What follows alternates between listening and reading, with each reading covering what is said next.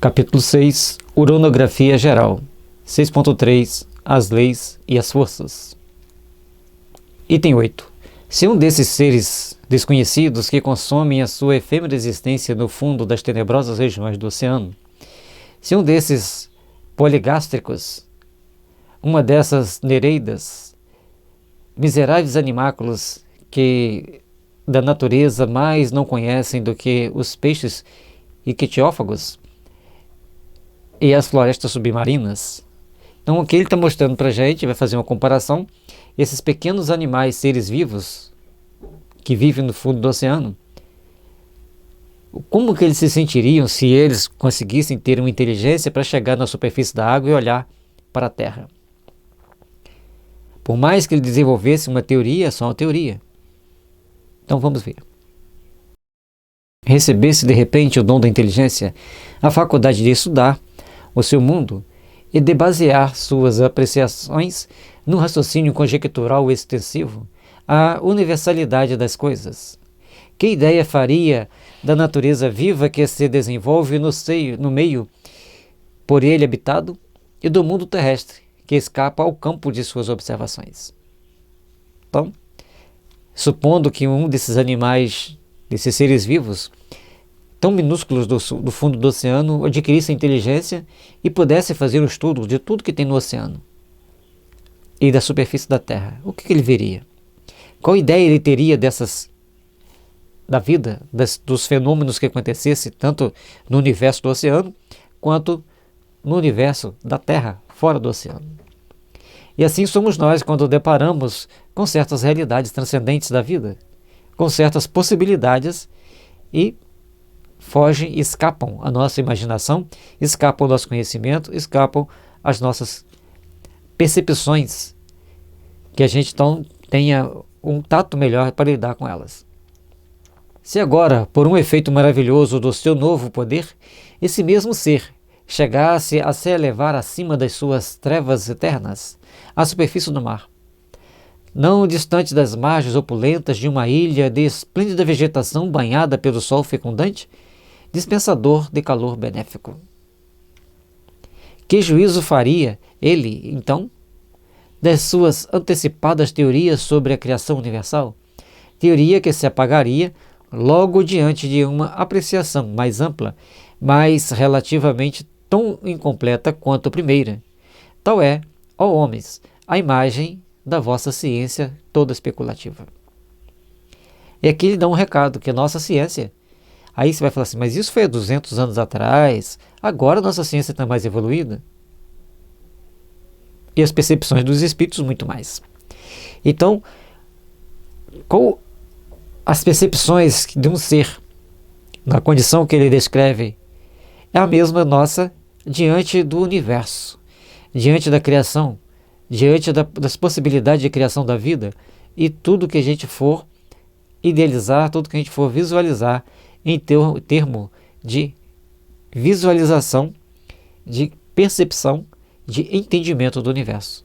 Somos ainda incipientes, estamos dando os primeiros passos e ele vai passo a passo colocando material para nós pensarmos, para nós transcendermos aquilo que normalmente pensamos, porque nós precisamos pensar de uma forma bem mais complexa, bem mais ampla. E tem esse 32zinho ali que Kardec faz a seguinte observação. 32, nota de Allan Kardec. Tal também é a situação dos negadores do mundo dos espíritos, quando, após se haverem despojado do envoltório carnal, contemplam desdobrados às suas vistas os horizontes desse mundo. Compreendem, então, quão ocas eram as teorias com que pretendiam tudo explicar por meio exclusivamente da matéria. Normalmente as pessoas tentam explicar pelo meio básico material aquilo que não é material, que é espiritual. E ao chegarem, aí negam tudo. Ao chegar no plano espiritual, deparam com a realidade tal qual leram, tal qual ouviram, tal qual estudaram, ou se negaram a estudar. Ou talvez nunca tenha tido a oportunidade de pensar a respeito. Aí fica mais perdido ainda. E aí, a partir daquele momento, ele começa a vislumbrar toda aquela possibilidade e o que ele precisa? Se deparar, se conhecer e procurar se entender melhor dentro daquele conjunto de situações. Contudo, esses horizontes ainda lhes ocultam mistérios que só posteriormente se lhes desvendam à medida que, depurando-se eles, se elevam. Desde, porém, os seus primeiros momentos no outro mundo, veem-se forçados a reconhecer a própria cegueira e quão longe estavam da verdade. E assim, somos, com relação ao plano espiritual, eu conheço todo o mundo espiritual, li as obras básicas todas, estudei André Luiz, mas ainda falta um pedaço, ainda falta uma parte, que chegar lá vai nos deslumbrar, vai nos assustar, ou nós vamos ter que tomar consciência de alguma coisa que até então não pensávamos a respeito. De todas formas, nós estamos sempre precisando do aperfeiçoamento, do aprimoramento, para que nós possamos aprender a crescer, aprender a valorizar a vida.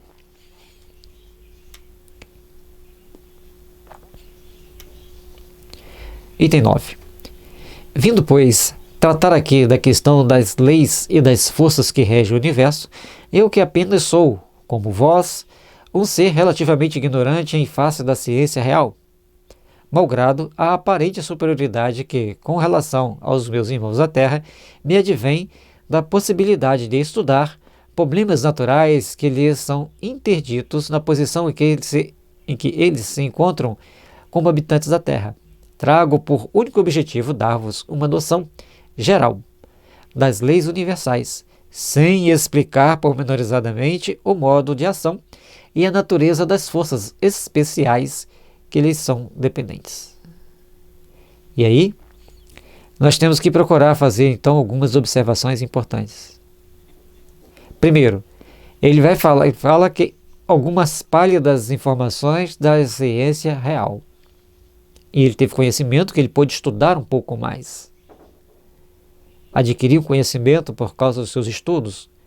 E no plano espiritual, ele continuou estudando do ponto de vista que na Terra ainda não temos essa possibilidade. Ampliando assim os conceitos, os conhecimentos e as suas potencialidades. E a outra, que ele não pode explicar pormenorizadamente nada, vai ser aquela passada para a gente ter uma noção, ter uma preparação para entender segundo aquilo que nós podemos e conseguimos entender. Então são várias etapas importantes que ele vai mostrando para nós aqui. E essas leis universais que ele vai trazer para a gente é aquilo que nós damos conta e que é permitido passar ele como espírito para nós encarnados. É importante deixar claro isso. Então a Gênese está ultrapassada. Não, ela deu a base. E a base é base eternamente. Você não vai conseguir estudar física quântica sem estudar Newton, sem estudar Maxwell. Eles estão ultrapassados? Não, eles criaram a base da física. Um da física mecânica e outro da física elétrica.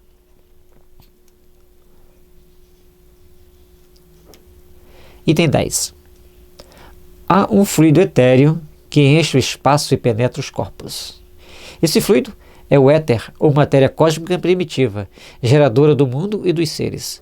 Ao éter são inerentes as forças que presidiram as metamorfoses da matéria, as leis imutáveis e necessárias que regem o mundo. Então, nós estamos diante de uma situação em que nos é convidado a refletir na forma da gente entender a vida, na forma da gente entender o mundo que está ao nosso redor. Precisamos então começar a parar para pensar. Tudo no universo é preenchido por um fluido, um éter, quer dizer, bem etéreo, bem quintessenciado.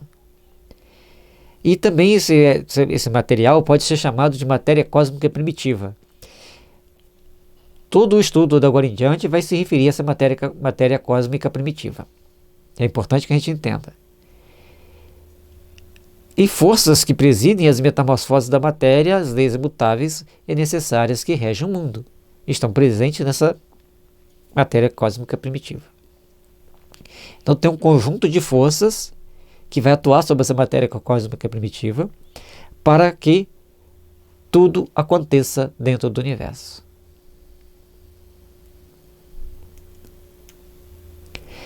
Essas múltiplas formas, indefinidamente variadas segundo as combinações da matéria, localizadas segundo as massas diversificadas em seus modos de ação, segundo as circunstâncias e os meios, são conhecidas na Terra sob os nomes de gravidade, coesão, afinidade, atração, magnetismo, eletricidade ativa.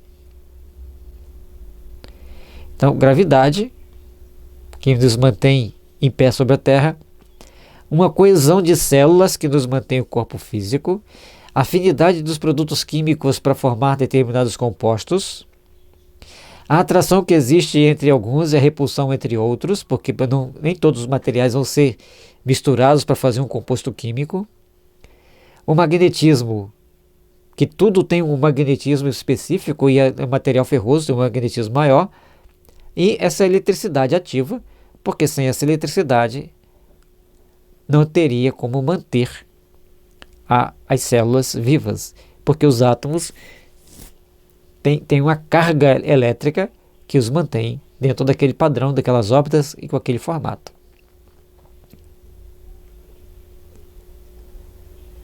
Os movimentos vibratórios do agente são conhecidos sob os nomes de som, calor, luz, etc.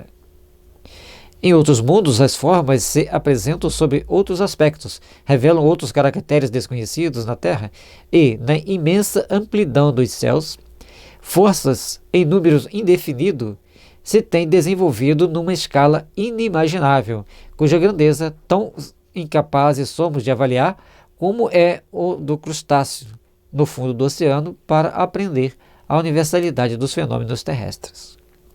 Para nós compreendermos tudo o que acontece no espaço, ainda teríamos que estudar muito, com a capacidade de percepção, de aprendizado e de entendimento e de acuidade visual fora do comum. Portanto, todos os fenômenos que acontecem no universo têm um padrão, têm um aspecto que nem sempre nos será permitido entendê-los e conhecê-los em plenitude. Exatamente porque temos um limite tanto do conhecimento quanto capacidade visual. E mesmo nossos sofisticados telescópios, até os que viajam pelos espaços, têm a limitação das imperfeições da Terra. Porque não somos perfeitos, somos perfectíveis. Estamos aqui na longa caminhada para alcançarmos essa perfeição. Ora, assim como só há uma substância simples, primitiva, geradora de todos os corpos, mas diversificada em suas combinações, também todas essas forças dependem de uma lei universal diversificada em seus efeitos e que, pelos desígnios eternos, foi soberanamente imposta à criação para lhe imprimir harmonia e estabilidade. Essa substância primitiva, que gera os corpos, ela também mantém a harmonia e estabilidade de tudo que tem aqui. Porque tem uma lei universal, onde essa matéria cósmica primitiva absorve, sustenta e mantém tudo no movimento que tem que ser mantido. Ela tem uma capacidade ímpar de manter a vida, uma capacidade ímpar de manter a estrutura da vida do universo. E o Kardec coloca aqui uma nota relativa aos fenômenos que existem. 33, nota de Allan Kardec. Tudo reportamos ao que conhecemos, e do que escapa às percepções do nosso sentido, não compreendemos. Como não compreende o cego de nascença os efeitos da luz e da utilidade dos olhos. Possível é, pois, que, noutros meios, o fluido cósmico possui propriedades, seja suscetível de combinações de que não fazemos nenhuma ideia. Produz efeitos apropriados a necessidades que desconhecemos, dando lugar a percepções novas ou a outros modos de percepção. Não compreendemos, por exemplo, que possa haver sem os olhos do corpo e sem a luz. Quem nos diz, porém, que não existam outros agentes afora a luz, aos quais são adequados organismos especiais. A vida sonambúlica, que nem a distância, nem os obstáculos materiais, nem a obscuridade detém, nos oferece um exemplo disso. E aqui ele vai mostrando para a gente, porque uma pessoa cega, como que a gente vai falar da luz e da importância dos olhos para ela? Fica meio vago, meio sem informação. Aí depois vem a segunda parte, que as propriedades são suscetíveis de combinações que nós não temos nenhuma ideia sobre elas.